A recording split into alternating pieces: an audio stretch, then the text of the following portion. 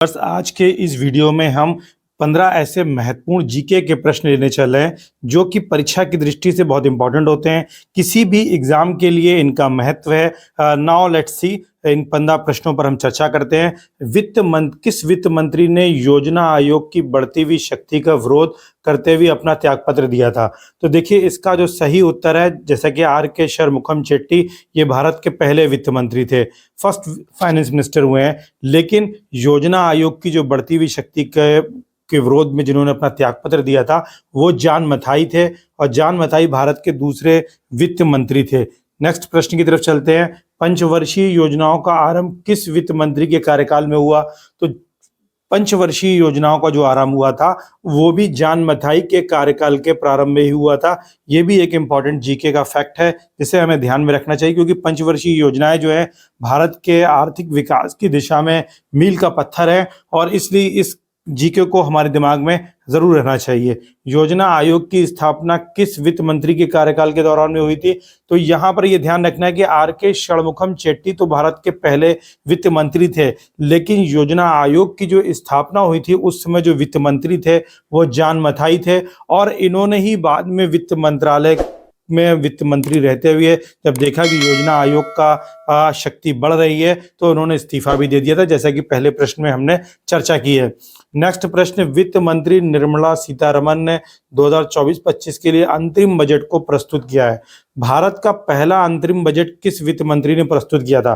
देखिए, ये बहुत इंपॉर्टेंट प्रश्न है, ये प्रश्न आ भी सकता है, और इसका सही उत्तर जो है जवाहरलाल नेहरू, डी ऑप्शन में दे रखा है, C option Morarji Desai, B T Krishnachari, और A option C D Deshmukh. और ये ए ऑप्शन ही सही है, सी डी देशमुख जो है भारत के पहले ऐसे वित्त मंत्री हुए जिन्होंने अंतरिम बजट जो है भारत का प्रस्तुत किया था। और ये एक इम्पॉर्टेंट प्रश्न है, इस वर्ष होने वाली परीक्षाओं की दृष्टि से भी ये इम्पॉर्टेंट है, क्योंकि वर्तमान सरकार ने 2024-25 के लिए अपना अंतरिम बजट प्रस्तुत किया है। आप हमें कमेंट के माध्यम से बताएं कि अंतरिम बजट के लिए किस अनुच्छेद के अंतर्गत इसको प्रस्तुत करने का प्रावधान किया गया है, जबकि बजट 112 में, अनुच्छेद 112 में इसका उल्लेख है।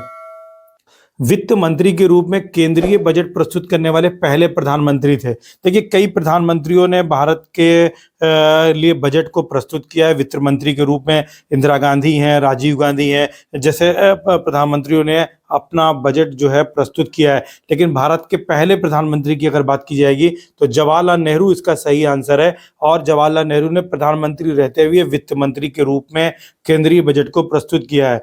फिर किस वित्त मंत्री ने उपहार कर की शुरुआत की थी? Jawaharlal Nehru, A option, B option T Krishnachari, C option Indira Gandhi, और D option C D Deshmukh. और उपहार कर का इसका भी जो उत्तर होगा वह जवाहरलाल नेहरू होगा। गिफ्ट टैक्स की जो शुरुआत की थी वो जवाहरलाल नेहरू ने की थी। इंपॉर्टेंट प्रश्न है।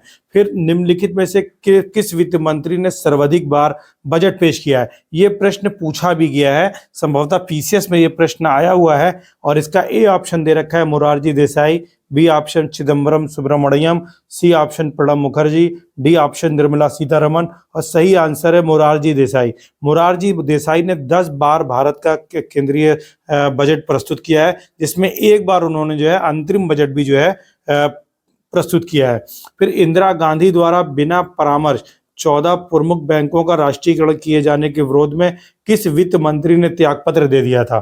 तो किस वित्त मंत्री ने त्यागपत्र दिया था, ये प्रश्न भी बहुत ही महत्वपूर्ण है। T Krishnachari, A option, B option में मोरारजी देसाई, सी यशवंत राव बी चौहान, और डी चिदम्बरम सुब्रमण्यम। और इसका सही उत्तर बी ऑप्शन है मोरारजी देसाई। मोरारजी देसाई ने बिना उनसे परामर्श किए इंदिरा गांधी जी द्वारा जब 14 प्रमुख बैंकों का राष्ट्रीयकरण किया गया तो उन्होंने अपने पद से, यानी वित्त मंत्री के रूप में, त्यागपत्र दे दिया था अपने पद से। निम्न में से कौन पहले गैर कांग्रेसी वित्त मंत्री हैं? बहुत इंपॉर्टेंट प्रश्न है। इसका answer A Hari bhai M Patel, B option Chidambaram Subramaniam, C Madhu Dandavate, और डी चरण सिंह। और इसका सही उत्तर है हरि भाई एम पटेल, और ये भारत के पहले गैर कांग्रेसी वित्त मंत्री हैं। नेक्स्ट प्रश्न, क्वेश्चन नंबर 10, निम्न में से किस वित्त मंत्री ने कभी बजट नहीं पेश किया? वित्त मंत्री रहे लेकिन वित्त मंत्री के रूप में बजट नहीं पेश किया। इसमें ए ऑप्शन में हरि भाई एम पटेल दे रखा है, फिर बी ऑप्शन में हम हेमवती नंदन बहुगुणा, सी ऑप्शन राजीव गांधी, और डी ऑप्शन पी चिदम्बरम। और इसका सही उत्तर बी ऑप्शन है हेमवती नंदन बहुगुणा। ये भारत के वित्त मंत्री रहे, लेकिन इन्होंने कभी बजट को पेश नहीं किया था। लघु उद्योग विकास बैंक की स्थापना का श्रेय किस वित्त मंत्री को दिया जाता है? A option Pranab Mukherjee, B option R Venkataraman, C option VP Singh, D option N D Tiwari. और लघु उद्योग विकास बैंक की स्थापना जो है वो वीपी सिंह ने की थी। ये एक बहुत ही महत्वपूर्ण प्रश्न है, इसको भी आप ध्यान में रखें। फिर ग्रामीण मजदूरों के लिए 100 दिनों के रोजगार की सुविधा हेतु मनरेगा की शुरुआत किस वित्त मंत्री के कार्यकाल के दौरान हुई थी? तो इसके ए ऑप्शन में प्रणब मुखर्जी, बी में पी चिदम्बरम, सी में चिदम्बरम सुब्रमण्यम और डी में मनमोहन सिंह। और ऑप्शन बी सही है, पी चिदम्बरम। नेक्स्ट, खाद्य सुरक्षा विधेयक प्रस्तुत किया गया था किस मंत्रालय द्वारा? तो उपभोक्ता मामले, खाद्य व सार्वजनिक वितरण मंत्रालय, वित्त मंत्रालय, ग्रामीण विकास मंत्रालय, महिला एवं बाल विकास मंत्रालय। और इसका सही उत्तर क्या होगा? ए ऑप्शन सही होगा, उपभोक्ता मामले, खाद्य एवं सार्वजनिक वितरण मंत्रालय। वित्त मंत्रालय इसका उत्तर नहीं होगा, ये आपको ध्यान रखना है। फिर प्रत्यक्ष लाभ हस्तांतरण डीबीडी योजना किस वित्त मंत्री के कार्यकाल में आरंभ हुई थी? P Chidambaram A option, B option Arun Jaitley, C Pranab Mukherjee और डी इनमें से कोई नहीं। और इसका सही उत्तर है पी चिदम्बरम। यूपीए की सरकार के दौरान पी चिदम्बरम ने डीबीडी योजना की जो है शुरुआत की थी। फिर निम्नलिखित तत्वों पर विचार करें। योजना आयोग की शुरुआत जान मथाई के समय हुई थी। भारत के पहले वित्त मंत्री आर षणमुखम चिट्ठी थे। तो देखिए ध्यान रखना है कि योजना आयोग की शुरुआत जान मथाई ने की थी, ये बिल्कुल सही स्टेटमेंट है। भारत के पहले वित्त मंत्री आर षणमुखम चेट्टी थे। तो ये दोनों आंसर बिल्कुल सही है और इसलिए इसका सही आंसर हो जाएगा सी 1 और 2। ये हमारे इस तरीके से 15 प्रश्न हुए जो कि बहुत ही महत्वपूर्ण है परीक्षा की दृष्टि से। अगर अभी तक चैनल को सब्सक्राइब नहीं किया तो सब्सक्राइब करें, लाइक और शेयर जरूर करें। और मैं जल्दी एक लाइव वीडियो के माध्यम से आप लोगों तक 170 इतिहास के अति महत्वपूर्ण प्रश्न आगामी परीक्षा के लिए लेकर के कल आ रहा हूं, जिसको आप सभी देखें। Thank you so much.